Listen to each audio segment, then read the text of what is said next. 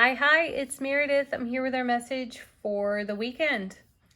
June 4th, Friday, June 4th, Saturday the 5th, Sunday the 6th. We're using Bonefire Tarot for our message today, the Animal Spirit Oracle, and Sawyer's Lenormand. So let's jump in and see what's going on in the energy atmosphere for us. Our first spirit animal card is Buffalo Spirit. Oh, nice energy. Woo, my heart space just went. Okay, the abundant universe will provide. Indeed, it will. So be in alignment with that. And then we have Giraffe Spirit. See the big picture. Yeah, what great cards for us, because as we navigate through the eclipse energy and the Mercury retrograde, we can come to a focal point of what could feel out of alignment for us, what feels uncomfortable, and we could narrow our field of vision with that. So these cards are great. Trust that the abundant universe will provide plenty of option and opportunity, and see the bigger picture. Get a higher viewpoint. So if you find yourself focusing on the one smaller thing, that's a sign for you to expand your vision, okay? Let's take a look at our Lenormand cards. Our first is Mountain. Hey, there it is again. There's a view from a higher perspective as well.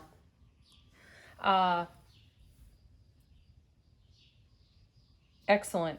So the Mountain in Lenormand can also be about potential obstacles, something to overcome, the scope of something to scale. And here again, this is an experience that we're going to want to get a bird's eye view from. All right. Coming with, get that. Now we have the sun. And the sun is everything you might imagine out of tarot. It is one of the happiest cards.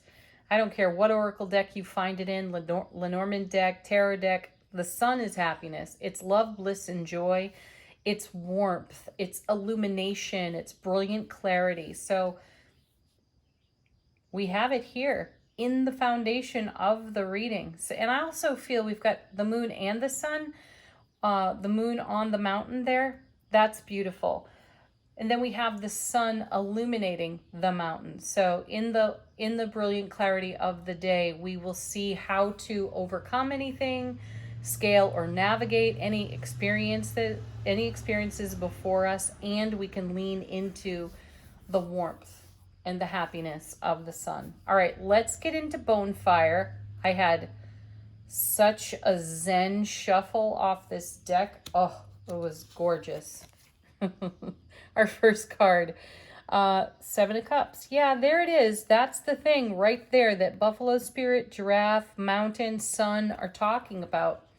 Seven of Cups in tarot is what I call the spoiled for choice card, which means that we're looking in all directions and not necessarily aligning with where our heart would lead us. So this is a card that reminds us to come back to heart space. See, it's right there in the center of the third eye. Go there with your inner vision. Look at the world through the heart. And any choices before you, choose within heart space energy. So if you have a multitude of choices, you really want to lean into what your heart sings for, right? And remember that sevens in tarot are about heaven touching earth within the heart space. So let's come back a moment to Giraffe and Buffalo and consider if we've narrowed our field of vision, or we have focused too intensely upon one thing. This is a reminder to expand the field of vision and consideration. And that's where we may find the multitude of opportunities. And then how do we choose? We choose through the heart space. So that may be the mountain to overcome, but the illumination is right there with it. The brilliant clarity, the love, the happiness is equally on offer to us. Coming with our seven, now we have the Knight of Wands. The Knight of Wands, he's fiery, he's passionate, he's easily distracted too. So there's a bit of distraction going on in the Seven of Cups, and then you have it continued a bit with the Knight of Wands. Now, he takes a bit of a meandering path, a serpentine path. He's never quite in a straight line, and he gets distracted by the shiny things. That's not necessarily a negative either. It's something that's worth exploring. Though here, the cards really are having us lean into the illumination that's on offer to us. So the retrograde may be influencing us within the atmosphere in a distracted sort of way. And that may feel disorienting and somewhat uncomfortable. And I'm I had a rough day driving yesterday.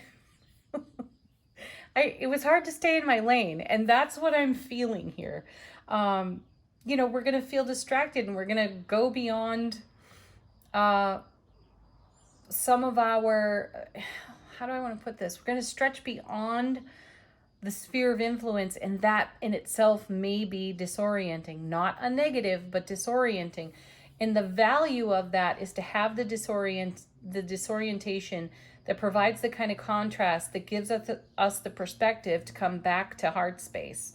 So it's nice to see the Knight of Wands there. And the Knights carry messages between cards. So this Knight is carrying the confusion or the disorientation that the Seven of Cups brings. The Knight is also carrying the heaven on earth opportunity that seven brings. Let's see where it's going. Right into the Ten of Cups. How beautiful. And how often do I tell you that the Ten of Cups is one of the happiest cards in tarot for me? And that's the Ace of Cups to the power of 10 on overflow. So we get where we're going. The journey there just may take a bit of a meandering path. And I also feel like we're going to have an experience with energies that we thought we were long past, complete, and done with. We're going to get a reminder. The retrograde is going to give us a reminder. It's going to show us in some way how we once were, where we once were, how we were investing our energies previously, and then kind of like the rubber band snap or whatever, we get snapped back to what's here, what's now, which is the Sun, which is the Ten of Cups. And that's what we created from those prior experiences. And we removed the confusion and the disorientation. So I think we get an experience of perspective in the energy atmosphere this weekend. And how lovely is that? Let's clarify our 7. Nice. With the Queen of Coins, the Queen of Pentacles, the mother of the material. She makes it real. This is earth energy. And that mountain card, that's Capricorn, that's winter energy. And the Sun, that's Leo, that's summer energy. So this is a span of life experience that we're taking a look at. And what I'm sensing here is we're going to see the journey, Knight of Wands. That's why he's there.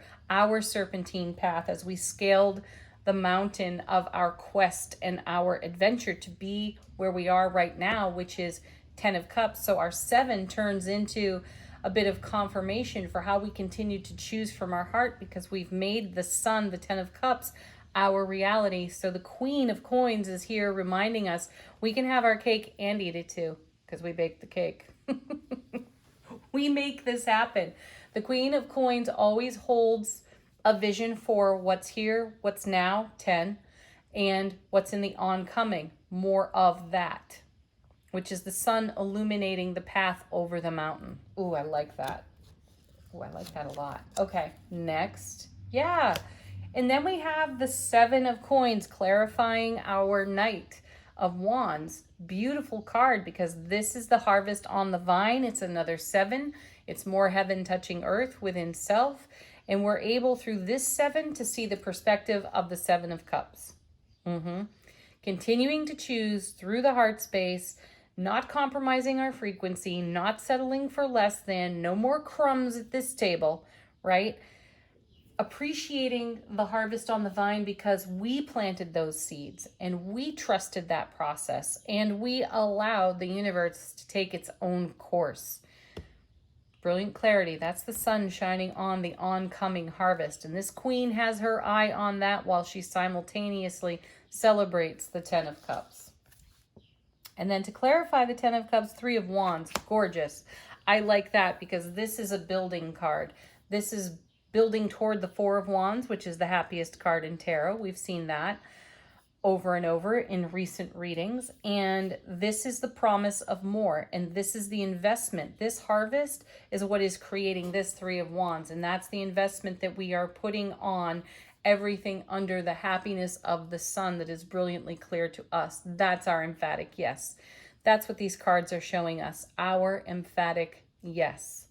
And we get a great glimpse into where we once were. That's what retrogrades are so good at doing. So we have the ability to see the contrast that got us here by choosing our vision above everything else and not settling for less. All right, what's on the bottom of the deck? I love this. Ooh, I'm going to take that one too. All right, 8 of Coins, you know it. That's the doing the work of your soul. And we talked about this a while back when we were seeing the 8 of Coins a lot. And doing the work of our soul is such an intense investment.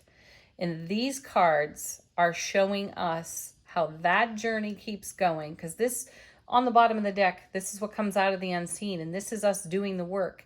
And I feel that the sun is illuminating that for us. It is showing us the mountain right here and the obstacles that we have scaled to create all of this. And this is still going on. Though it doesn't feel arduous, it really does feel like great momentum and good flow. And then we have the Death card behind that. The Death card has been showing up in every reading I do lately. And I think I've pulled it in every reading I've done this week. Not necessarily here on the channel, but in other readings. And even for myself, this card is showing up over and over again. So it is, it's great confirmation of this perspective I'm speaking of here, or that the cards are revealing to us at this time. We're able to look at the death of the old while we embrace the birth of what's now, what is being shown to us, what's illuminating, what's growing, what's on the vine, and so on. And that is the work of our soul.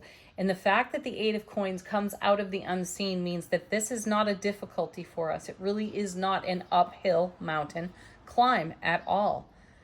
This is now just so natural to us that we can embrace the transformation that the Death card brings.